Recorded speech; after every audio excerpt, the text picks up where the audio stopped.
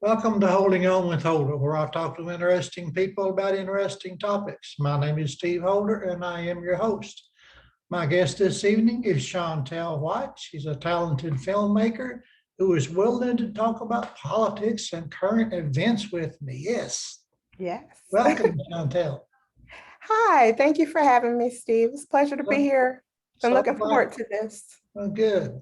So tell us a little bit about you. What's your background? How would you describe yourself?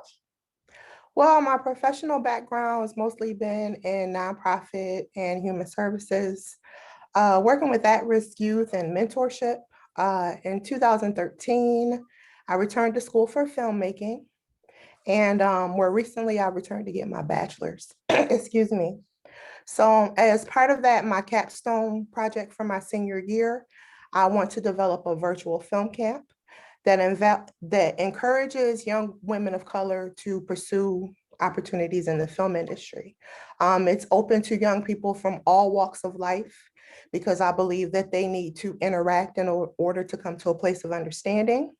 But definitely the emphasis is on encouraging young women of color, because if you look at the top, movies and TV shows that come out, maybe about 1.5% of those movies are produced by women of color, either produced or directed by women of color.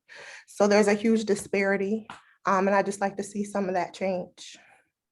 Okay. Do you think you could make a difference in that capacity? Um, I believe I have an obligation to try. I believe we all do. As we learn, as we grow and progress, it's important that we reach back and share what we've learned and developed. Yeah. So yes.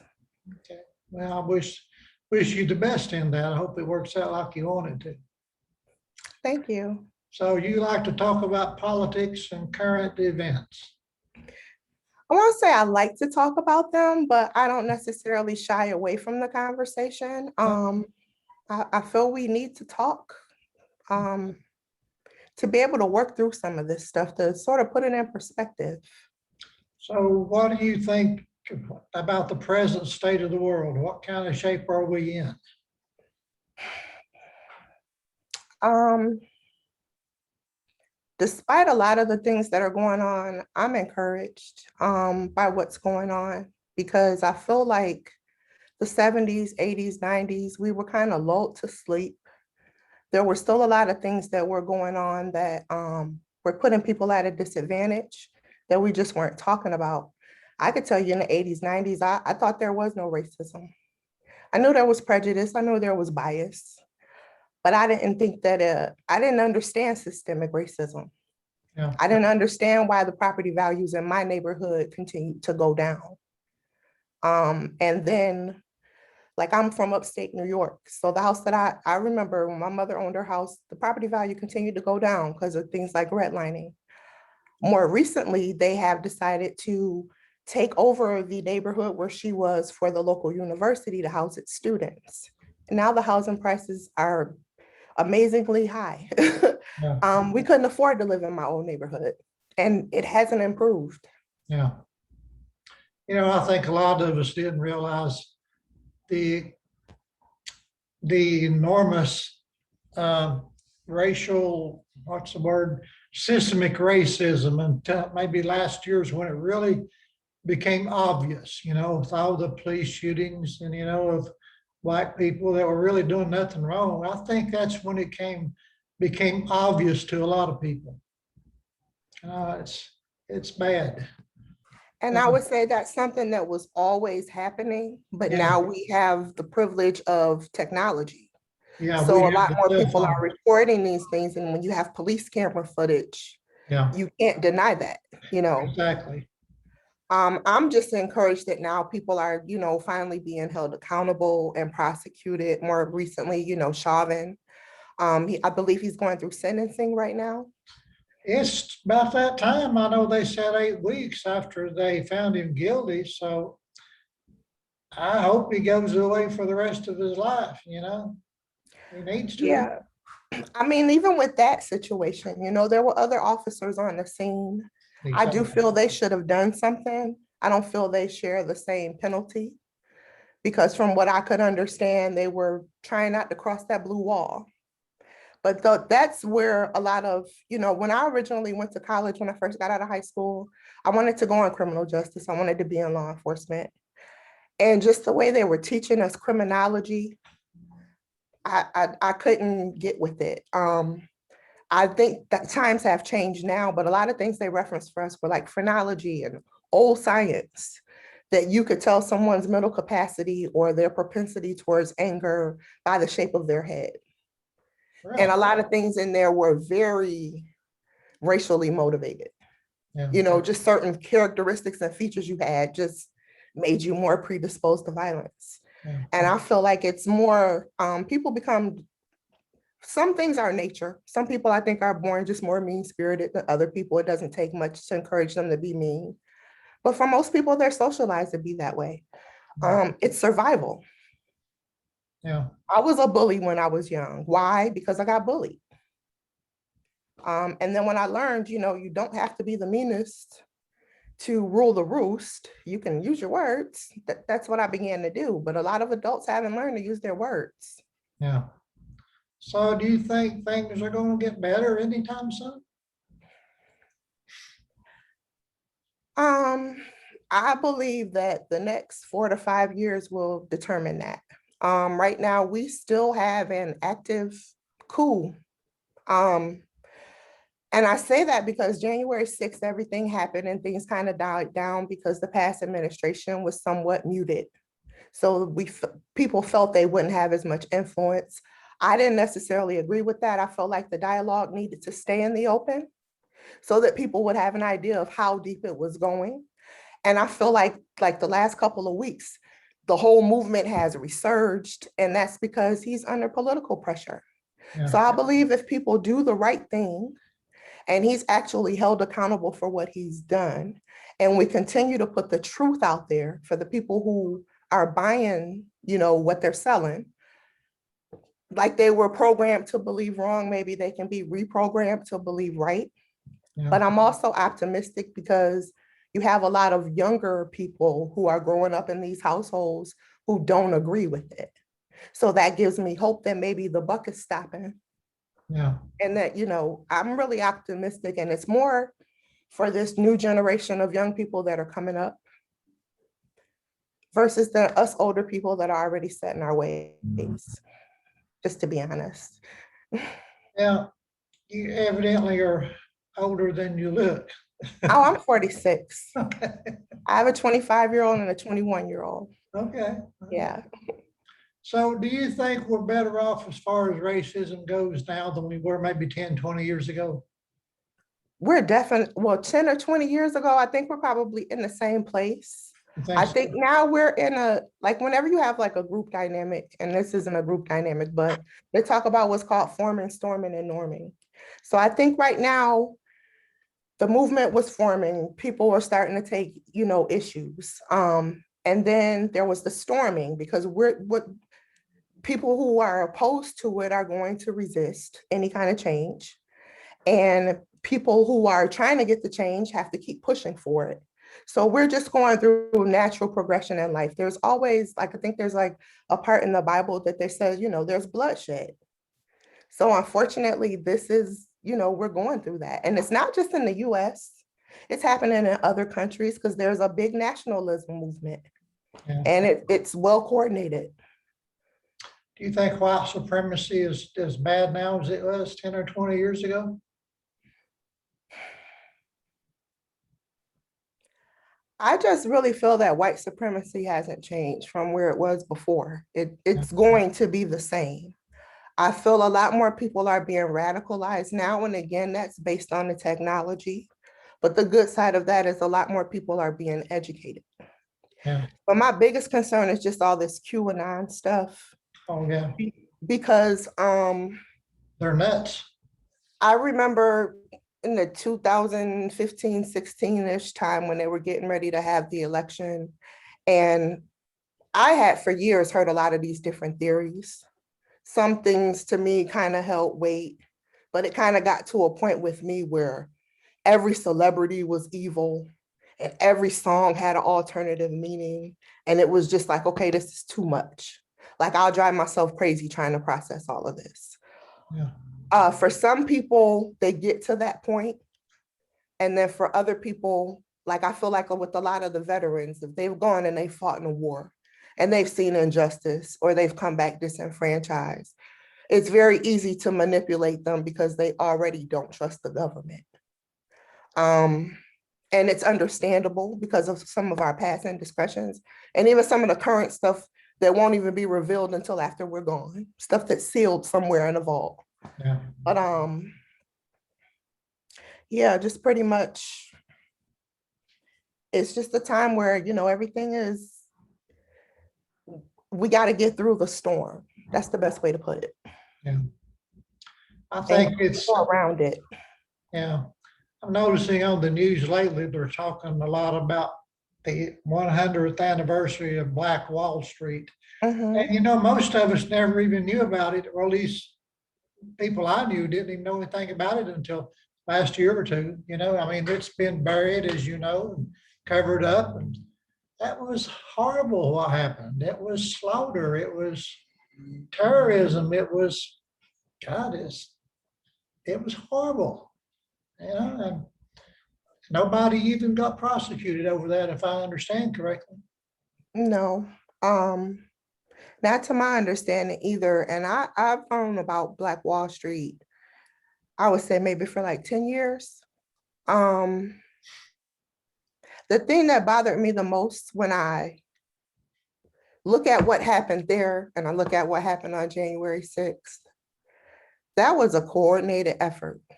It's not like there was just an angry mob going through the town killing people. They cut off communication. Yeah. They bombed certain areas. They moved through rank and file. It was Oh, yeah. veterans who had come back from the war Yeah. and they were upset because this community was flourishing and people were getting a little too uppity. And they went in and they, did what they did. And that was one of my biggest concerns when the election happened on November 3rd, and I saw there was no concession. And then I saw so many officials either resigning or being fired from Homeland Security, the Department of Justice. I mean, Attorney General Barr even resigned. I knew something was brewing. Yeah. And after January 6th happened, I remember I reached out to like Don Lemon and Chris Hayes and Chris Cuomo.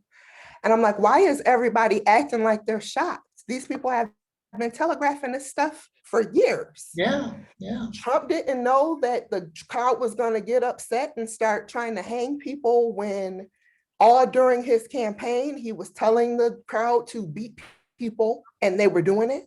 Yeah. He understood his power. He knew what he was doing. Yeah. So for me, it's just people being shocked by what's happening. It's been telegraphed. Yeah. I don't understand the people that are still Trump supporters after that. Even though we're foolish enough before January the 6th, how can they be that foolish now? They got to be complicit. I mean, they got to be. You can't pretend that was anything other than a coup. And it was. They still believe that Trump is going to be reinstated in August. Well, I don't think that's going to happen. I sure hope it. I hope not. I don't see it happening either. I don't see the military falling in line with that. And then more recently, did you see what Michael Flynn has been saying? Not really. I know he wrote a book, didn't he, about Trump? Well, they asked him more recently, because I think it's Myanmar is how you pronounce it. There's another country where basically they had a situation like us. The outgoing administration didn't want to go. They revolted. Yeah. And someone asked him, why couldn't what happened there, what happened here? And he said it should. So between him and the My Pillow guy and Sidney Powell, they're trying to keep it going. Yeah. I think they feel if they actually can get people to be violent and, take up arms, like they really can pull this off. Yeah. Well, as you know, all the Republican-led states are changing voting laws now. So to make sure it's all rigged in their favor in 2022 and in 2024. So It's that's bad. unfortunate. I hope that I feel like they can do whatever. We're not having to pay poll tax and take tests and we walk 12 miles to a place and then you tell us to go 10 miles someplace else. So Yeah.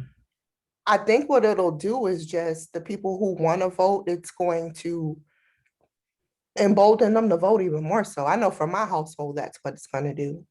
Yeah. Um, when we had the whole fiasco with the post office, we didn't trust that, so we went early voted.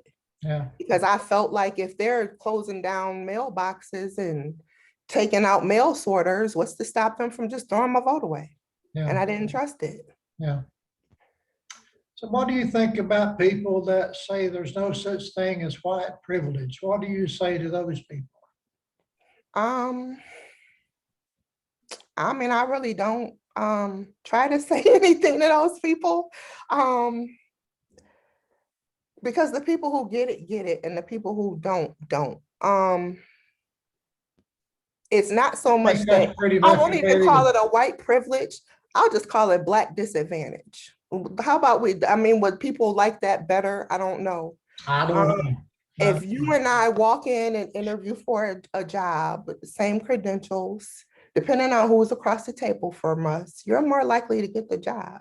Okay. If it's a man, if it's a person of a different race. Basically, I feel like if it's anything other than an African American woman, you're more likely to get the job. And in that scenario, you might as well, because it's not just a thing of white privilege or, we have our own intra-racial issues that we deal with as Black people. Things such as colorism or us believing the narrative about ourselves. And that's why, my organization, Young Filming in Black, our slogan is changing the narrative of color in film. Because as long as someone else holds the pen and tells your story, it's never going to be authentic. So Yeah. I want us to have the opportunity to tell our own story. So, I mean, like, that's basically it. Yeah. You know, I can't get over the people that say there's no such thing as systemic racism. And I like to point out to them that our founding fathers were all rich white men. They were the only ones that could vote, and they kept it that way as long as they could. As long as they could. So that's the foundation of our country. How could it not be racist if everything was built on that foundation, right? I mean, you won't get any argument out of me. Yeah. So what do you think about the Black Lives Matter organization? Not the movement, but the organization. That's kind of a controversial subject. I don't know enough about Black Lives Matter. I have been to some of the demonstrations that they've had. I never really had any issue with them or anything they were doing. I felt like there was so much negativity surrounded. So I'm from upstate New York in 2016 or 2017 when the officer went into the man's apartment in Dallas and shot him. I Do you don't recall remember. that incident? I don't There was remember. there was an officer, he was in his apartment and there was a man in his apartment and there was a female officer, and she went into his apartment and said she thought it was his. And she shot him because she thought she was in her house and there was an intruder. And it seemed a little shady. So there were protests breaking out all over everywhere. And we had a protest in Rochester at the time. It was a Black Lives Matter protest. People came out from all, different races, and they were already prepared. They had a legal fund because they figured they would get harassed and they wanted to cover everyone. The way that they militarized on us then and almost like tried to provoke people. Yeah. If we were in the street, we had to get on the sidewalk. And if we were on the sidewalk, we had to get on the street. And at 9 o'clock, whether we wanted to go home or not, we had to go. There was no peacefully protesting. They brought the police from all of the surrounding towns and county. They had SWAT vans and paddy wagons and tanks for just like this peaceful demonstration. Yeah. And then I even heard one of the senators said this week comparing it to January 6th. If they had thought it was Black Lives Matter, they would have thought there was a reason to be concerned. Yeah. But usually when you have incidents at a Black Lives Matters protest, it's because another group comes to agitate. Not all the time. And when people are burning and looting and all that stuff, I don't subscribe to that because it diminishes the reason why you're out there. I can understand it. Some people, you know, in their capacity, that's their way of expressing themselves or acting out, you know, or trying to pull it together. But I think for the end result, it doesn't do any good. It kind of justifies the people who want to dismiss the cause. Yeah. So I've heard all kinds of things from Black Lives Matter, from it was founded by Jewish people who just want to use Black people. They try to paint them like a radical group and all types of things. You know, I don't really have an opinion about them. I'm not a member of Black Lives Matter. I am a member of a group called the Black Achievement Fund. And our perspective is group economics. We pool our money so that we can lend to each other. There's a component of it that tries to keep the Black towns around the country together. And they actually even partner with a group here in Georgia, and they bought a town called Freedom, Georgia, which they want to make a town. And a lot of people get offended, like, why do you need a Black town? It's not so much of needing a Black town, it's just wanting a safe place to feel like you're in control of your government. And I support that movement because it's not about give me anything. It's not about you owe me anything. It's not about fix this or that or the other. It's just about allow us to develop something economically, similar to what happened in Tulsa. Yeah. They just developed their own, you know, economic. And if you look at money in every community, the money bounces around that community before it goes out. My community, we're consumers. So all of our money goes someplace else. And I think it would just be smart to try and keep some of it there. We're still gonna go to Target. We're still gonna go to Walmart, you know. So But what state are you in? I'm in Georgia. Georgia, okay. Are you close to Atlanta? Yes, I'm in the metro Atlanta area. Okay.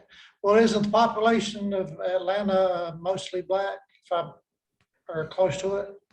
It's very diverse. I wouldn't say it's mostly Black. You have the city of Atlanta, yes, but there is a lot of gentrification going on in the metro area. I'm So sure. there are areas where white people didn't live that they live now, and there are areas where Yeah. Black people didn't live that they live now. Yeah. When I moved back, we lived in Gwinnett County. That's like one of the richest counties in the country. And I was just happy we could afford it. So really just, you know, this Atlanta is a very unique place in the South, in that there are so many people from so many different walks of life here. And then you've got the film industry. So you got a lot of people coming from New York and LA. And we're used to diversity. We're used to mixing. Yeah. So yeah, I think that'll spread. Yeah. So do you think we should defund the police? First of all, when you talk about defunding the police, that term is misunderstood. It doesn't mean like you stop funding the police. It just means you reallocate some of the monies. I feel like we should just revamp our criminal justice system. There is definitely systemic racism embedded in that system, and we need to understand why. And then our prison system needs to be rehabilitative. It is very punitive, and you just cycle out a bunch of criminals. Not to mention, I'm doing a documentary, and in some of my research, I determined, like, when you look at juvenile justice, well, if you look at just prisons in general, nationwide, 1 in 6 inmates has a mental illness that's not being treated. Most likely they had that as a child. They were put in juvenile and it wasn't treated. And now they have a record. So they just become known as a criminal, not someone who needs mental health services. So I think we have to change the way that we just do a lot of things. I feel like with officers, there needs to be right now, everybody is talking about the immunity that they have. A lot of those policies have to change. Things have to be done to encourage good officers to be whistleblowers. There's just things that need to change. And I don't have all the answers by any means.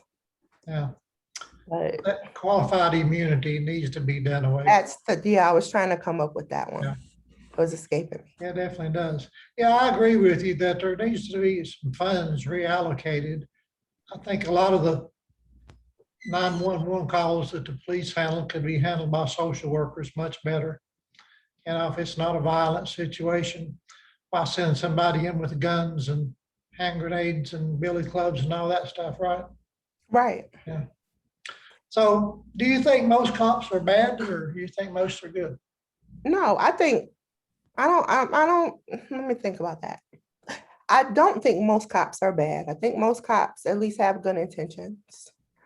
Very young, I learned about career-induced stress.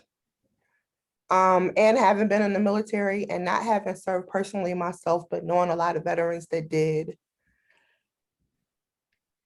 When you're going into a situation like that, you don't know what the other person's mindset is, what weapons that they have. And I understand some police may get spooked and you may have an incident. My problem is when you have someone like Chauvin where it's a pattern. Yeah. And it just gets dismissed. Yeah. Or there was a situation in Colorado with Elijah McClain. He was a young man who was walking home. He had a face mask on. Someone saw him walk in and called the police and said he looked suspicious. So they came and approached him, and within 9 seconds, they had hands on him. Within 2 minutes, he'd been on the ground and been in 2 chokeholds. And then they ended up shooting him up with 3 times the amount of ketamine for his weight. And he ended up dying. And there were no repercussions for those police officers. Yeah. They're still free. Is he the one they killed in a restraint chair? They had him restrained and. No, it happened. He actually ended up dying in the hospital. Okay. But they like roughed him up and shot him up on the street. Like he was literally up the street from his home. Yeah. It really infuriates me that there's been so many of these incidents. We can't even remember. Keep up with him. I can't keep up with them, no. Are you fearful for your life if you get pulled over by a cop? It depends on who the cop is and their demeanor when they approach me. Yeah. I've never had a really negative incident with the police. The worst incident I remember, a friend came in from out of town and had really dark tint and Maryland plates. And the police pulled us over and they came up with guns drawn out. Then when they saw it was a car full of women, they relaxed their stance. But I really fear for my son. I have a 25-year-old, 6'2", 270-pound young man, and he has Asperger's syndrome. So if the police were to pull him over, his emotion that he conveys or how he interprets their emotion might not work, and I worry for him. Yeah, I understand. More so than myself. Yeah. I know I can talk myself out of it. I know there are a lot less biases against me. And if I stay in my place, I'll make it home. But if it's someone who just has an issue with young men or they see him or perceive him as a threat, who knows where that could go. Yeah. And they may very well perceive him as a threat if he's that big. We actually had a situation, we were visiting relatives. They had like a daughter who was 4. Her mother left her outside, and she wandered out the backyard past my son up the street. So they called the police. They got this little girl and she's missing it. And they had walked her past the house and she didn't tell them that she lived there. So my son was playing basketball in the yard and the lady was saying, well, he was in the yard and he didn't say anything, but he's not paying attention. It's not his kid. So when the police came on the scene, we're walking around frantically looking for the girl. We see she's up the street and the police are there and they got her. So we walk up and say, I tell them, that's my little cousin. We've been looking for her, can we get her? So the whole time I'm talking to the cop, and he was a African-American officer. He had his hand on his weapon and he was watching my son the whole time. So he comes with us up the street to the house. He asked my son for his ID. I'm like, why do you need his ID? Yeah, Well, I just want to get his ID. Why do you need his ID? I'm like, he hasn't done anything and he doesn't need his name in your system for any reason. Well, how old is he, ma'am? Can he speak for himself? He's 19, but he also has Asperger's. So as his advocate, you need to speak to me. So I told my son, you can give him the ID if you want to. You don't have to give him the ID. He yeah, gave him the ID because he's, mild-mannered young man. We go in the house. My cousin's father said when we went inside the house, the police officer asked him if it was okay to question the little girl and see if my son had molested her. Because in his training, he was taught that people like that mess with children. yeah, So just knowing that mindset is even there. yeah, yeah, I understand. Now, do you know anyone personally that's been beaten or by the police or treated badly? No, that's No, good. not that I can recall right now, no. Yeah. I think I know the answer to this question, but what are your thoughts about Donald Trump? We kind of talked about that a little bit, but go ahead, give us your honest opinion. I wish Donald Trump a lovely vacation in one of our fine federal establishments for the rest of his life. Yeah, there you go. And if he had a big cellmate named Bubba, I wouldn't be mad about that either. There you Um, go. There you I go. just wish we could stop talking about him. It's been refreshing not to hear him on the TV every Yeah, day. yeah, And I wish they would go ahead and let the justice system do what it's supposed to do so we don't have to talk about him anymore. yeah. So are you a Democrat? I consider myself more independent. I am a registered Democrat because of how primaries work and such, but I don't lean, I feel like most of us are neither. If you sat and went through a list of issues, I don't believe anyone's opinions are all right or all left. Yeah, I feel there's a hot button for everyone, and that's where your interests and your sympathies reside. yeah, And right now, like even with the race, that's gone back and forth. It used to be Democrats were, the Klan, and they didn't care for Black people. And then you had the with Roosevelt and the New Deal and all of that, you had like a realignment of our interest and who we thought would try to help our community. And a lot of Black people tend to vote in a block. Um, and now we're in a time where you just see the politics on both sides. So a lot of people to me would pander to Black people like, oh, well, you will make sure you keep your food stamps and your Medicaid. Well, who says that's all I want out of life? Can I get a business loan? What can we do to equalize my credit? Why is it that every day I get a new credit card application or someone trying to pre-approve me for a vehicle, but nobody will pre-approve me for a house or a business loan? yeah. That's what I want. So So there are a lot of things that need to change in our world, that is for sure. Do you think capitalism is a good thing, or is it so wrapped up in white supremacy it needs to be done away with, or what? I believe capitalism is a beautiful thing. I believe classism is awful. And when you give breaks and cuts to the rich at the expense of the poor, that's classism to me. Yeah.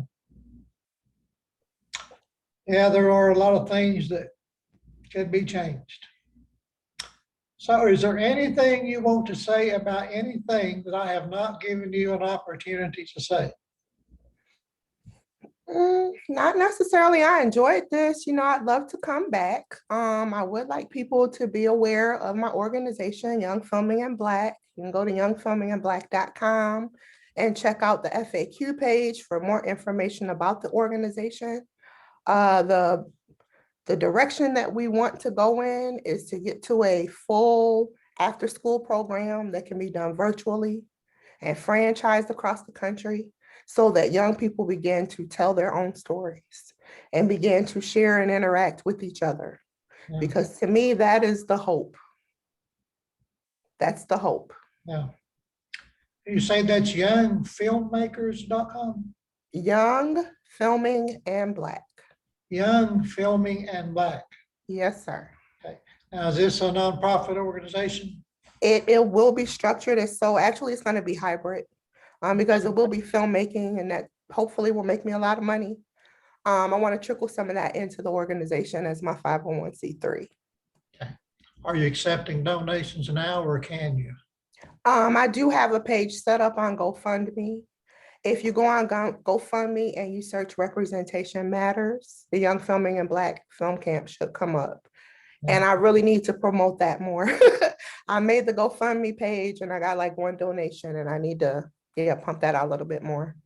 But for me, it's not about the money. It's really about the movement. So anything anyone could give would allow me to be able to teach young people and get software like Adobe and get them some nice iMacs to do some projects on. Yeah. Be sure to send me the link to the GoFundMe. I'd like to make a donation. I will do that. Thank you, sir. Well, thank you so much for being my guest, Seantelle. I appreciate it. It's been great talking to you, and I hope we can do it again sometime. I appreciate it as well. I enjoyed this very much. God bless you, and you have a great evening. Thank you. You too. Folks, thanks for tuning in to Holding On with Holder. Please subscribe to my channel and feel free to share this video all over social media. Thanks again, Seantelle. You have a wonderful evening. You too. Good night. Good night.